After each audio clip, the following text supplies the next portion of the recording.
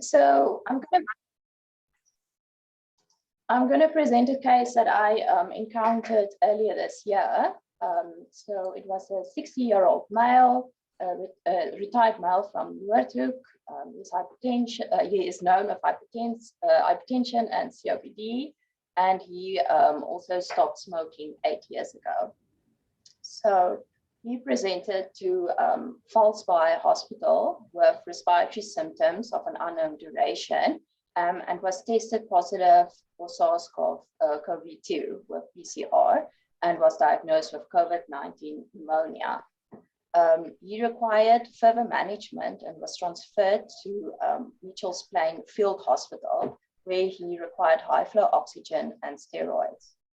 During his stay there, he worsened and was transferred to Groote Schuur C12 COVID unit, and where they further managed him. And after a week in that ward, he deteriorated further and required ICU admission for septic shock, and he required mechanical ventilation, inotropes, and dialysis. They thought it was due to a hospital nosocomial acquired pneumonia, and he was already on ertapenem or received 2 days of ertapenem, and his chest X-ray was described as bilateral ground glass opacities. So this is just a summary of his results during that first part of his admission. So we can see when he was admitted, he had a normal white cell count, raised CRP, blood culture at that stage was negative, and his SARS and his PCR for COVID was positive, normal renal function. Then during his stay, we can see that his white cell count increased, as well as his developed renal impairment. And although we didn't have the full liver enzymes previously, it was markedly raised on the 16th of March when he was admitted to ICU. Also important to note that his tracheal aspirates 2 samples were sent, only grew respiratory flora.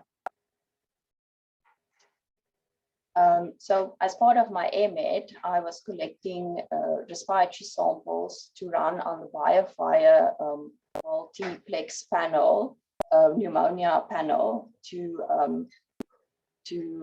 see what patients are growing and how that can affect antibiotic use. So this patient was actually one of the patients I recruited, and to our surprise, the BioFire panel detected Legionella pneumophila, and we confirmed it by doing a Legionella urine antigen test on his urine, which was also positive. So we alerted ICU and they notified, started treatment for this patient. So today my talk will be on Legionella. So this disease was first described in 1976 after a large outbreak of severe pneumonia in Philadelphia. There was a meeting, American Legion Convention. There was a lot of cases, 182 cases, some required hospitalization, and there was 29 deaths. And after months of intense investigation, they identified the cause as a gram-negative bacillus, later termed it Legionella pneumophila, and the source for this outbreak was the evaporated water from the hotel's cooling tower where all the attendees stay. So today, there are more than 50 species, known species, and about 70 serogroups that have been recognized. Half of them can cause human infections. Legionella pneumophila is the most common serogroup, species, and it is divided into 15 serogroups. Legionella can cause quite a few clinical syndromes. The well-known one is Legionnaire's disease, that is a pneumonic syndrome, and can be community-acquired, nosocomial, or travel-associated. And you also have the self-limiting non-pneumonic syndrome, which is Pontiac fever, and which is rare, but you can also have extrapulmonary disease, and a lot of different sites can be involved. So if we look on a bit at the epidemiology of Legionella, well, basically it's found all over in freshwater environments, in man-made and natural water habitats. The prevalence, however, of the disease is underestimated globally because there's a lack of clinical suspicion, there's a lack of requesting for the test. We have the tests are inadequate, and there's limited surveillance programs. More than 90% of Legionnaire's disease is noted to is caused by Legionella pneumophila in the United States and Europe, and serogroup 1 is mostly responsible, and it is reported to be the most virulent. However, in New Zealand and Australia, more than 50% of these cases are caused by Legionella longitudinale. So this is an article that was published earlier this year, where they looked at the number of cases that were reported for Legionnaire's disease and what species caused this. And this was done in a few countries that have a national surveillance system. So if we look at New Zealand, we can clearly see that longitudinale had the most cases were caused by longitudinale. In Australia, however, in 2014, there was only 39% of cases caused by longitudinale, and more were caused by pneumophila. And then in Europe, USA, and Japan, the predominant species is Legionella pneumophila. In South Africa, however, there's very limited data because most of our diagnoses are made by the urine antigen test, which only detects serogroup 1. So we basically don't know the prevalence for the other Legionella species and also the other Legionella pneumophila serogroups. This was published in an NICD bulletin where they looked at the cases that were reported for the last 3 years, or from 2008 to 2020. The green bars represent Western Cape, and we can clearly see that Western Cape had most cases. They do mention that in 2018, the reason why there's more cases in Western Cape can be due to the drought that we had, and a lot of water or pipes, the water was stagnant, and then when it returned, it could have released these Legionella bacteria, but it can also be due to Western Cape's improved awareness and better detection methods, or that clinicians are more aware of it and ask for the test to be done. So when we look at Legionella in the environment, it is usually these bacteria parasitize or form a commensal relationship with amoebae in the environment. And the amoebae basically supports their intracellular growth, their replication and survival. And then when there's unfavorable environmental conditions, these amoebae can basically insist and protect this Legionella bacteria. So in man-made and natural habitats, they're usually found in biofilms, and these biofilms will consist out of the amoebae, the Legionella bacteria, and other bacteria.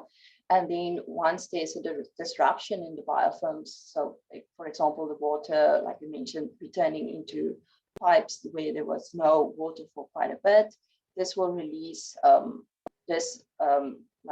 disruption will release sudden, or it will release a massive amount of Legionella then in the environment. This is quite a nice diagram just to show how the individuals basically get exposed. So like I mentioned, first you will have it in your environment. The Legionella bacteria will then be distributed to water purification systems, where it will then be distributed to households and buildings like hotels, hospitals, and also cruise ships. And more of these older buildings and cruise ships have very complex water systems, and they are very, or Legionella bacteria can basically, if it's a favorable environment, or usually it creates a favorable environment for them, so they will amplify. And then when there's a proper mechanism for dissemination, like showers, cooling towers, fountains, or hot tubs, these bacteria will then be aerosolized, and then humans will be exposed. And then you will either develop no infection and be asymptomatic, develop Pontiac fever, which is like self-limiting flu-like disease, or Legionnaire's disease, which is a severe pneumonia. There's also a picture here, the potting soil, where Legionella longitudinale is more known to grow in potting soil. So that's how people get exposed from, with that species. So your risk for developing disease depends on the virulent species that you're exposed to, if there was a proper mechanism for dissemination, and then also if you have an impaired immune system. Important to note that there's no transmission between person to person, and there's no carrier status. When we look at the pathogenesis, so Legionnaire's disease is initiated when these bacteria get inhaled via this air droplets or even microaspiration. And then they basically are phagocytosed by the alveolar macrophage. And this is mediated with the C3 complement and also a special outer membrane protein on the Legionella bacteria.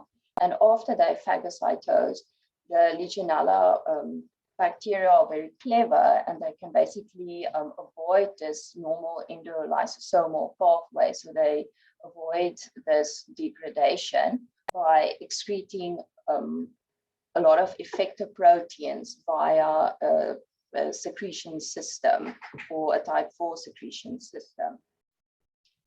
So they basically have a collection of weapons that they use to protect themselves. And when this is secreted, so all of the effectors, there's more than 300, all of them have a special function, but some of the, mostly the function will be to recruit proteins and vesicles to this Legionella vacuole that it's created.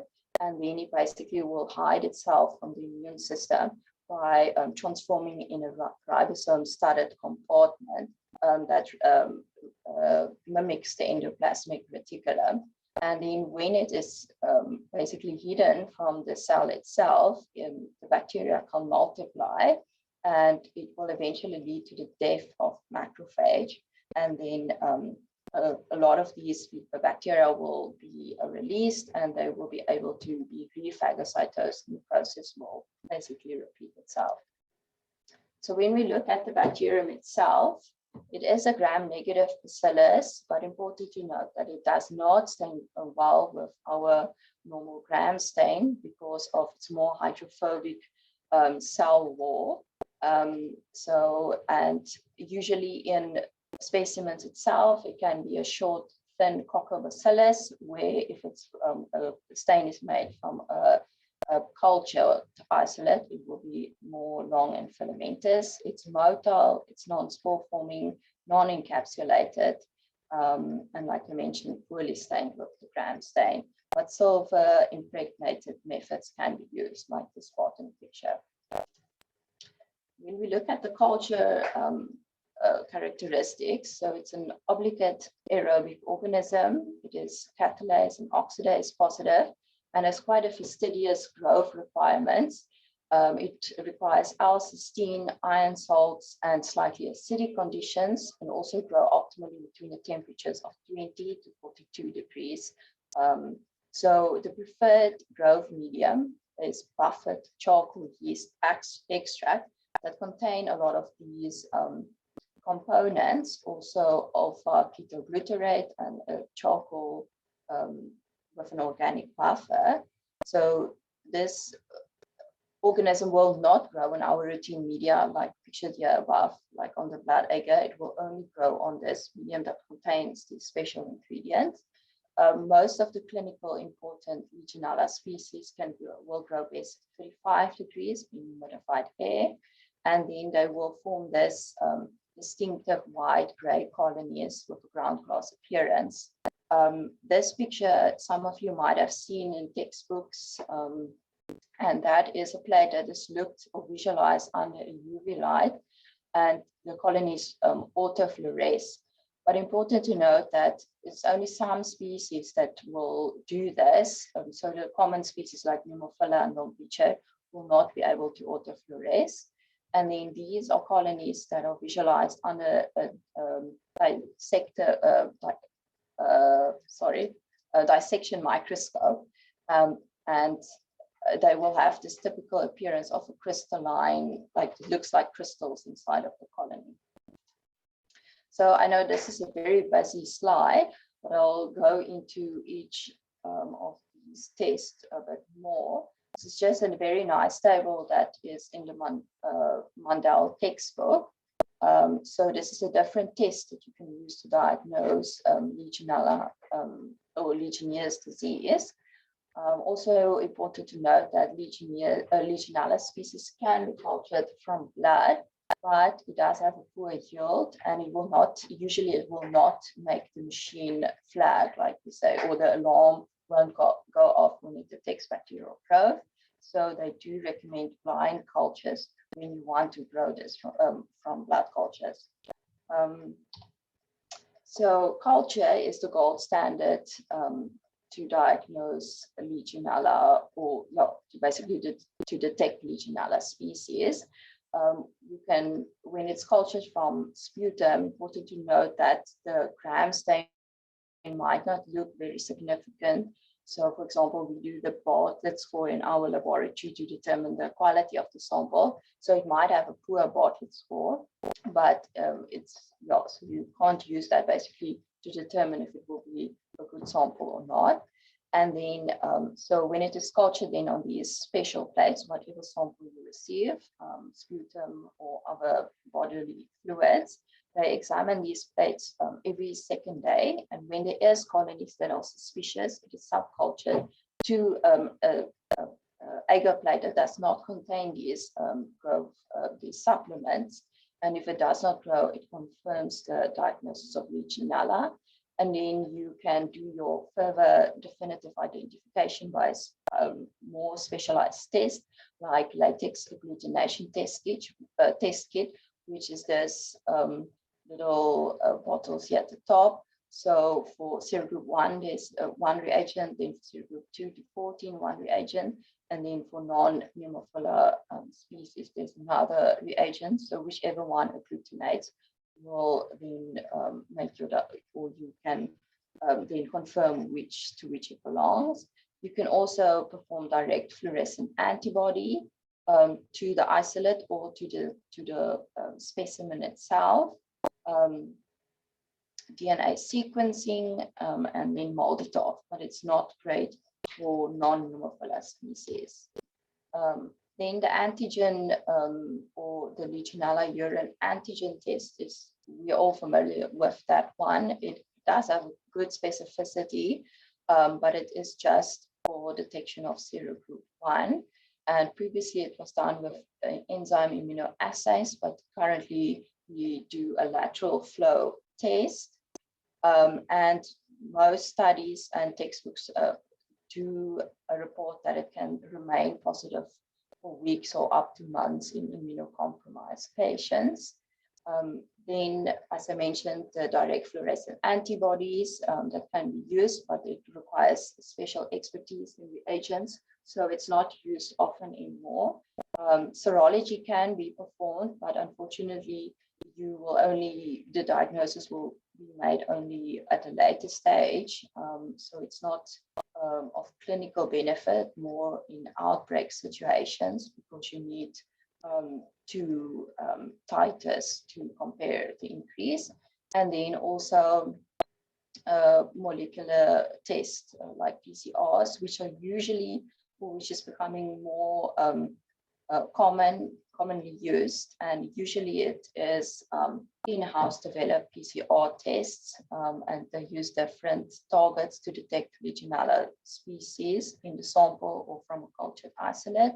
And then, like the method that we accidentally detected the Legionella on this patient is a multiplex syndromic test like BioFire, which included a target for Legionella uniforme. This is I'm just included this table. It's a very nice table that was in the CDC website about the advantages and disadvantages of each test, but I touched on some of this already. I'm going to move on. So antimicrobial susceptibility testing is very difficult to interpret because there's no standardized test. Legionella species are intracellular pathogens, so it makes it difficult to perform this test and interpret it. Legionella species are mostly sensitive or susceptible to the macrolides, tetracyclines, and quinolones, and beta-lactams and aminoglycosides have no effect against them. Three methods that are currently used are extracellular susceptibility testing, like we know, agar dilution plates, graft dilution plates, or e-test, in intra vitro, intracellular modules, and in animal infection models. Just important to note that some of these agar plates can bind to antibiotics and then reduce the activity. And then also, like I mentioned, it is intracellular bacterium. So even if it tests susceptible, if the antibiotic can't penetrate the cell or get to the organism, it won't be effective. So this is well-known risk factors to develop Legionnaire's disease, host and environmental risk factors. And if we just go back to my case, I highlighted the potential factors that that could have exposed him to or made him more prone to Legionnaire's disease, like his age, his gender, underlying disease, and then importantly, he was in hospital for quite a bit before he deteriorated, and we detected Legionella. So his Legionnaire's might have been nosocomial because he also received respiratory therapy, high flow oxygen and ventilation. So it could have possibly came from the hospital environment. So just briefly, the clinical features in order of frequency that are reported in this Lancet article. And just to note that it is very difficult these symptoms basically are very similar to other bacterial pneumonias, and it's not easy to distinguish them from or diagnose it clinically. And also the laboratory findings are quite non-specific. And to note that some of these, like this patient had elevated LFTs, he had a high white cell count, and he also, well, it's not noted here, but suffered renal impairment, which could have been due to COVID or the Legionnaire's disease. Chest X-ray is also very non-specific, and they describe most commonly Apache immunolobal infiltrates that can progress to consolidations. If Legionnaire's disease is not treated, the symptoms can worsen rapidly, and the patient can suffer respiratory failure and develop shock and multi-organ failure, and eventually death. So important is that you have to have a high index of suspicion. Clinically and radiologically, you can't distinguish it from other bacteria or other causes of pneumonia, like mentioned, and you will require laboratory investigation to diagnose this disease. This is a few conditions that the NICD in the guidelines suggest that in these conditions, you have to test for Legionnaire's disease. And basically a patient that failed empiric antibiotics, which is in our case usually a beta-lactam. If the patient requires ICU admission for severe pneumonia, all immunocompromised patients with pneumonia, patients in a setting with pneumonia in an outbreak setting, patients that traveled from their home and developed pneumonia within 2 weeks, and then patients with a suspected healthcare associated pneumonia, like this patient. So to conclude, this disease is definitely underreported and underdiagnosed, and we do need better diagnostic tests to detect all the different species and serogroups. And we need a greater understanding of the epidemiology of the Legionnaire's disease so that we can improve our niches, improve our investigations and control of outbreaks, and to prioritize our resources better. Yep. Thank you, everybody. Thanks very much, Mina. That's a great overview of a large topic. Much appreciated. Just coming back to your, the way you picked this up with the BioFire. How do you see the BioFire playing a role in diagnostics for Legionnaires going forward at Huddersfield, if any?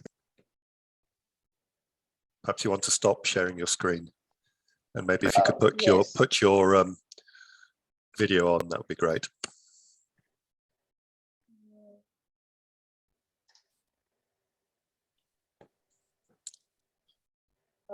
I think it is.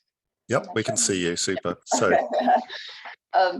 yes, so I think it can play a role. Obviously, the Legionella is part of the whole panel, and it's quite an expensive test. So if you just use it to pick up Legionella, you will waste a lot of money, and you will pick up other organisms from that respiratory sample that is included in the list of targets, which might I don't know how the clinicians will interpret it, but some of those organisms are just colonizers. So just to use that test for Legionella purely, I don't think it's great. It will cost too much money. So rather have a test that's just directed maybe at atypical organisms, which we don't currently have, because we can already perform MCNS for the other organisms. So do you or your colleagues have any understanding or insight into how prices might come down for a diagnostic platform like BioFire? I mean, it's usually volume of tests, of course, but are there any discussions to try and improve the costing? This can be to others as well, if you want. Yeah, I don't know if Prof. Brun can maybe comment on that. I can see his hand. Adrian? Hi, Mark. When Sean asked us to get the BioFire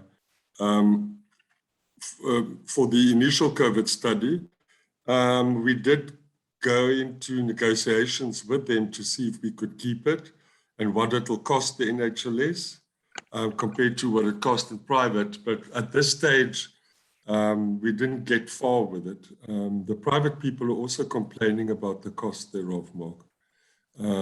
I think what they need is competitors. Yeah. And there are several new competitors for gastrointestinal tract, multiplex, and a few others. So the more you are in a syndrome, 5 or 6 competitors, the more likely it'll come down. Okay, thanks very much. I can't see any hands up. So I think, Mina, you did a fantastic job of covering a very large subject, and everyone is well educated on it now. Thanks. So going to move